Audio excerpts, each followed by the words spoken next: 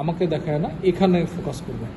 আমরা 2 epicondyle of the humerus থেকে আমরা একটা ট্রান্সভার্স ইনসেশন দিব, রিস্ট জয়েন্টের উপর আমরা একটা ট্রান্সভার্স ইনসেশন দেবো, দুইটার মিড পয়েন্ট বরাবর আমরা একটা ভার্টিক্যাল ইনসেশন দিয়ে স্কিন এক্সপোজ করব। স্কিন এক্সপোজ করার পরে আমরা সুপারফিশিয়াল ফাসা এখানে দেখতে পাচ্ছি, ডিপ ফাসা এর গায়ে লেগেছিল, কাটা হয়েছে। কাটার পরে আমরা প্রথমে দেখো এই যে সবচেয়ে ল্যাটারালি একটা স্ট্রাকচার পেয়েছি, এইটা হচ্ছে ব্রাকিও রেডিয়ালিস, এরপর এক্সটেন্সর কার্পি রেডিয়ালিস, এটা হচ্ছে লঙ্গাস, এবং এইটা হচ্ছে এক্সটেন্সর কার্পি রেডিয়ালিস ব্রেভিস। এরপরে যে মাসেলটা সেটা হচ্ছে এটা হচ্ছে এক্সটেন্সর ডিজিটোরিয়াম, এটা এক্সটেন্সর ডিজিটোরিয়াম, এবং এক্সটেন্সর ডিজিটি মিনিমি হচ্ছে এইটা, এবং এই মাসেলটা এই যে এখানে যে মাসেলটা দেখা যাচ্ছে এটা হচ্ছে এক্সটেন্সর কার্পি আলনারিস।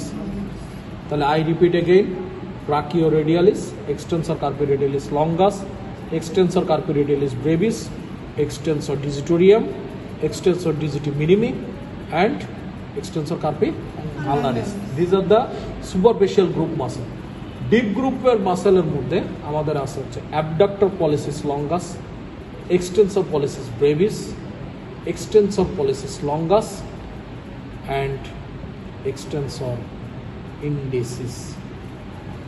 Clear?